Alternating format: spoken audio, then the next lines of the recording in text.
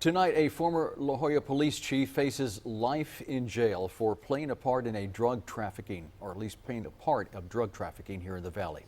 Giovanni Hernandez was arrested Saturday and is in U.S. Marshals custody. Channel 5's Carolina Cruz was in court today for Hernandez's initial appearance in court. She breaks down the events leading to Hernandez's arrest. Carolina. Giovanni Hernandez spoke to Channel 5 when he was on the other side of the law. He detailed what it was like combating drug activity right here in this area. In a turn of events, today he stood before a judge facing drug charges. We were there. We're focusing on it, we're working on it. As Giovanni Hernandez became La Joya police chief, he promised to fight crime, specifically drug activity. We got to make sure that we build a safer community. We need to make sure that we battle drug trafficking and avoid, actually prevent from those drugs ending up in our school districts and our neighbors' backyard. He went from chasing criminals. Our information says that it's different cartels operating in this area, with the assistance of local gang members, to aiding them. A months-long investigation captured in 3 pages. Federal documents detail Hernandez's criminal activity.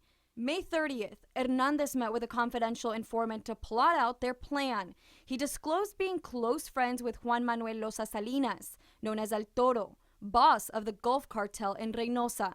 The former police chief said he needed money for his campaign for Hidalgo County Constable. The informant said they transported vehicles with drugs northbound and needed help running records on the cars, a job Hernandez said would cost $1,000 or more. To top it off, Hernandez told the informant cartel leaders knew him and he traveled to Reynosa, no problem at all, an act he previously decried. Sometimes they themselves voice it out to us.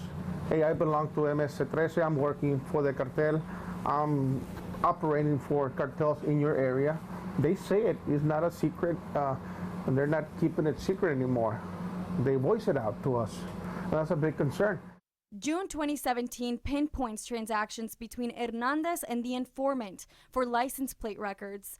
On July 11th, the informant said they would drive a vehicle from a warehouse in Progreso to load it with, quote, items, then drive to FAR, a $10,000 job if successfully completed. Hernandez would get a cut of that money if he helped. He agreed, telling the informant not to disclose what was in the vehicle.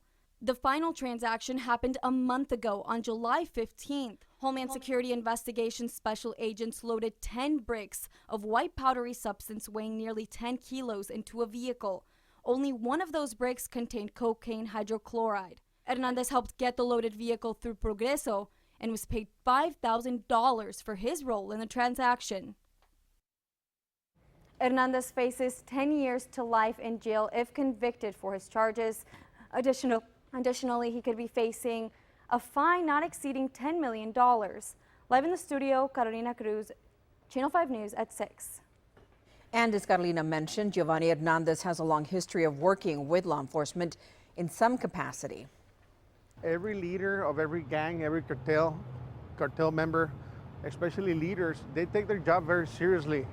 And as far as accomplishing their goals, they do whatever it takes to achieve their mission.